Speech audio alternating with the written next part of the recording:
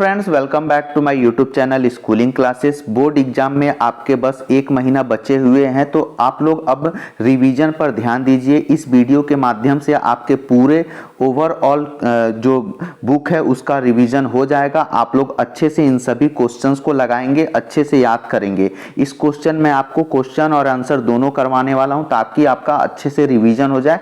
Revision series है ये, अच्छे से आप पूरे वीडियो को देखकर रिवीजन कर लें, ठीक है। ये पूरे चैप्टर्स के हैं, चैप्टर 1 से लेके पूरे आखिरी तक, ग्रामर वगैरह सब कंप्लीट वीडियो है ये। इसको अच्छे से आप लोग देखेंगे। अगर अभी तक आप मेरे इस चैनल को सब्सक्राइब नहीं किए हैं तो सब्सक्राइब कर लें, क्योंकि इसी तरह मैं आपको रिवीजन सीरीज देते जा रहा हूँ। साइंस का पहले ही अपलोड कर चुका हूँ, हिंदी का अपलोड कर रहा हूँ, इसके बाद बारी बारी से अपलोड करूंगा ताकि आप लोग बस एक बार देख लो और आपको क्वेश्चंस याद हो जाएं, ठीक है। तो आप सब्सक्राइब जरूर कर लें, ठीक है।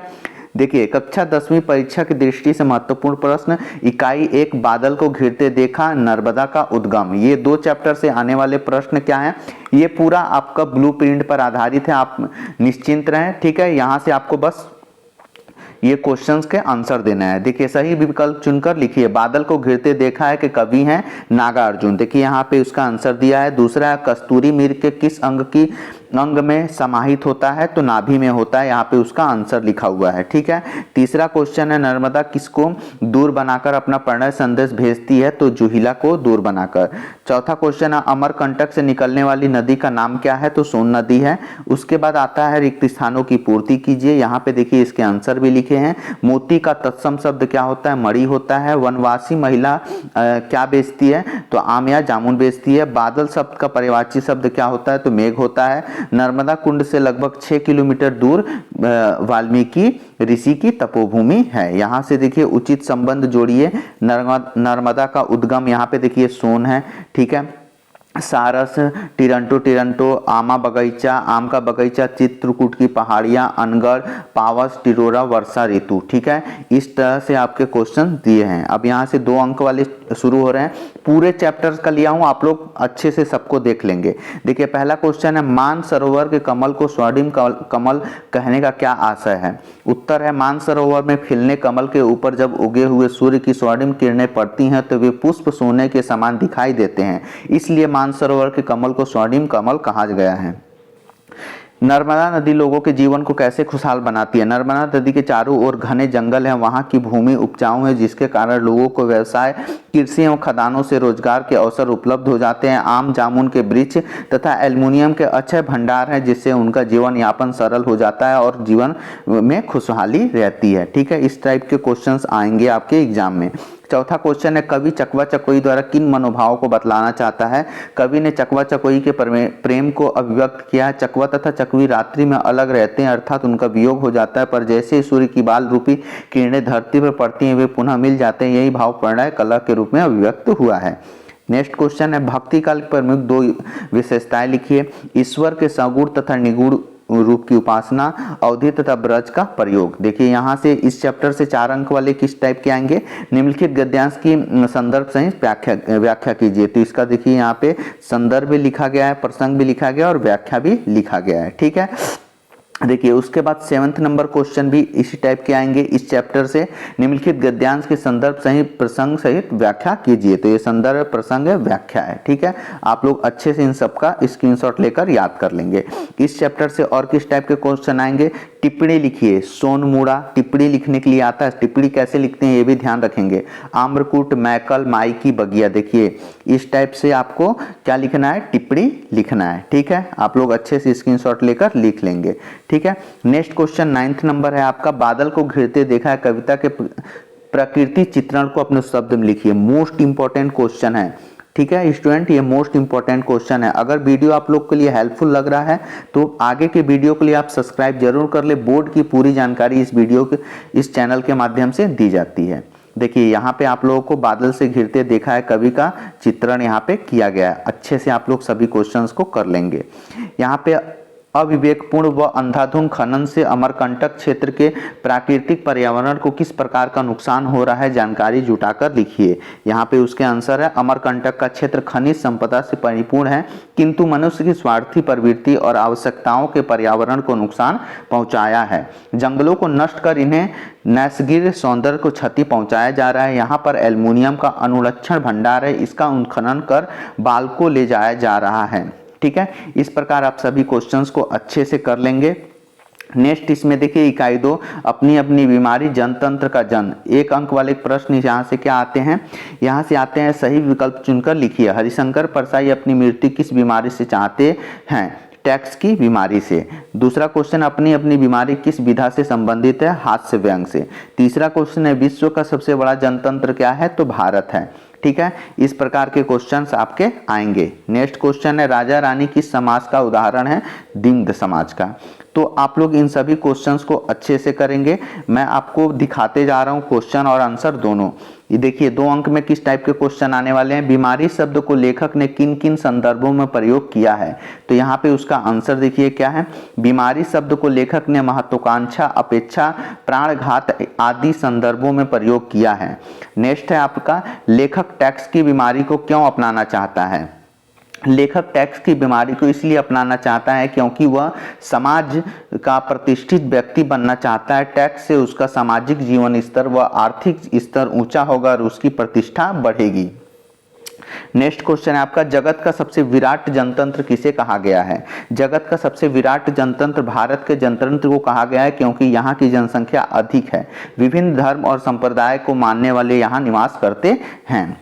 नेक्स्ट क्वेश्चन आपका कवि ने मिट्टी तोड़ने वालों और खेतों में काम करने वालों को देवता क्यों कहा है। मजदूरों के बिना समाज का विकास संभव नहीं है, उनके ही परिश्रम से जनता का कल्याण हो रहा है, अतः कवि ने मिट्टी तोड़ने वालों और खेतों में काम करने वालों को देवता कहा है।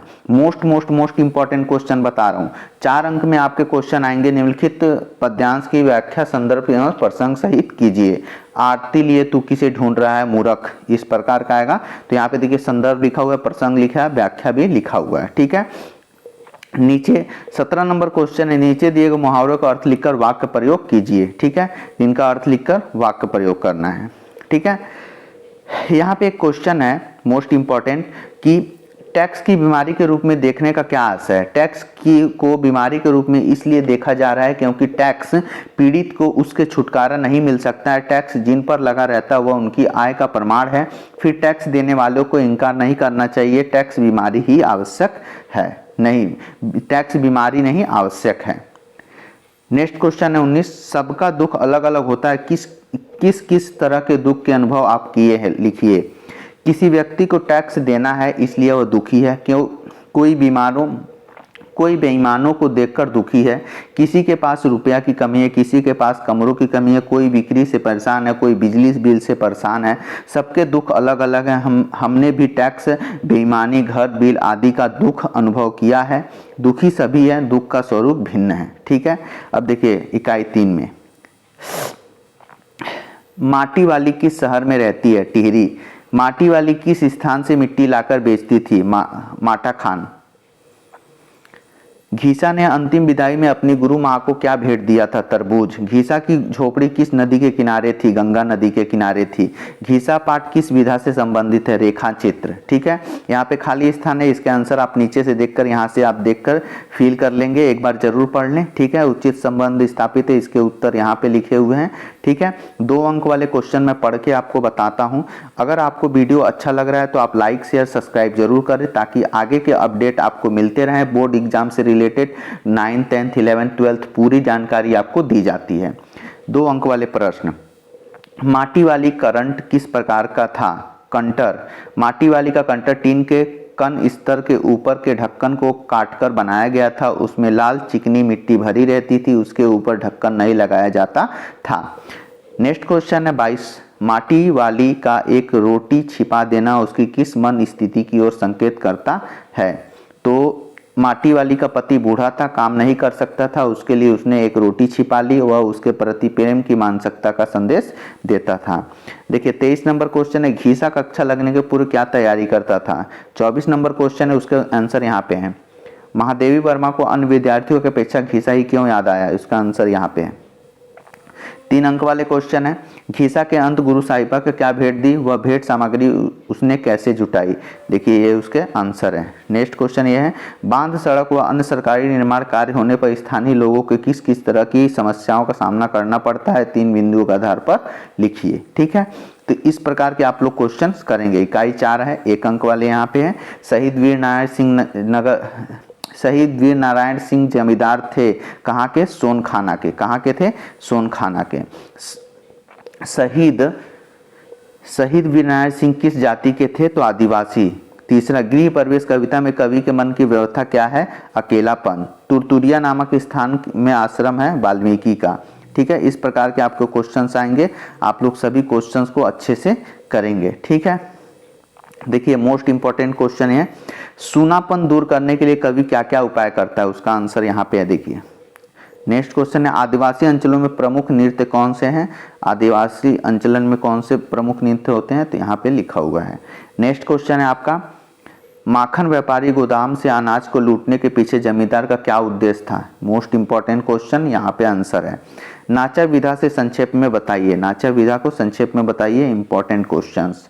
ठीक है, आप लोग ऐसे ही पूरे क्वेश्चंस करेंगे। इकाई 5, ये जिंदगी फिर चमक जाए मरिया। ठीक है, सही विकल्प चुनकर लिखिए। पहला क्वेश्चन, जिंदगी फिर चमक जाए कविता किस भाषा में लिखी गई है, छत्तीसगढ़ी में है। घुघुआ शब्द क्या क्या आशा है, उल्लू। घुघुआ शब्द का मतलब उल्लू होता है। मरिया प्रथा से क्या अभिप्राय है, मृत्यु भोज। मरिया प्रथा से मृत्यु भोज का अभिप्राय है। ठीक है, ये आपका फिल इन द ब्लैंक्स है, रिक्त स्थानों की पूर्ति कीजिए। 4 अंक वाले क्वेश्चन इसमें क्या आने वाले हैं, सिर कुमार किसान से मजदूर कैसे बन गया, यहाँ पे उसके आंसर हैं। मृत्यु भोज के लिए सिर कुमार को अपनी खेती बाड़ी बेचनी पड़ी और अब वो जीविका उपार्जन का कोई साधन नहीं बचने के कारण उसे मजदूरी करनी पड़ी। इस प्रकार मरिया प्रथा से सिर कुमार को किसान से मजदूर बना दिया। मेहनत कश को दुनिया क्यों पसंद करती है, परिश्रम से ही विकास होता है, विकास से अर्जन होता है, सब कुछ अर्जित होता है तभी संसार सुख बनता है, इसलिए मेहनत कश को दुनिया पसंद करती है। इकाई 6 है, जीवन का झरना, एक था पेड़ एक था ठूंठ। यहाँ से आप सभी क्वेश्चंस को अच्छे से कर लेंगे। ठीक है, पूरे मैं क्वेश्चंस को दिखाते रहा हूँ ताकि आप लोग को कोई प्रॉब्लम ना हो। मोस्ट इंपॉर्टेंट क्वेश्चन बता रहा हूँ, कवि ने जीवन में समानता झरने के किन किन रूपों में की है, इसके आंसर भी आप देखकर लिख लेंगे। ठीक है, इसका पीडीएफ आपको कैसे मिलेगा, वीडियो को अंत में आपको मैं बता दूंगा, पीडीएफ आप वहां से ले सकते हैं। इन सभी को वीडियो पॉज करके आप पूरे क्वेश्चंस लिख लें। 3 अंक वाले प्रश्न है, जेब कतरा से लेखक की मां ने कैसे पैसे भेजे। जेब कतरा ने लेखक की मां को कैसे पैसे भेजे, को पैसे क्यों भेजे, सॉरी, जेब कतरा ने लेखक की मां को पैसे क्यों भेजे। लेखक की मां को जेब कतरे ने पैसे इसलिए भेजे क्योंकि उसने वह खत पढ़ लिया था जिसमें लेखक ने नौकरी छूट जाने के कारण पैसे न भेजवाने की बात लिखी थी। लेखक बनने के लिए शरत बाबू ने क्या क्या सुझाव दिए थे, तो यहाँ पे उसका आंसर है, आप लोग लिख लेंगे। ठीक है, वीडियो थोड़ा सा बड़ा हो रहा है लेकिन ये रिवीजन सीरीज है, तो पूरा आपका पूरा चैप्टर्स का रिवीजन हो जाएगा। आप लोग एक बार पूरा वीडियो को माध्यम से जरूर कर लें। ठीक है,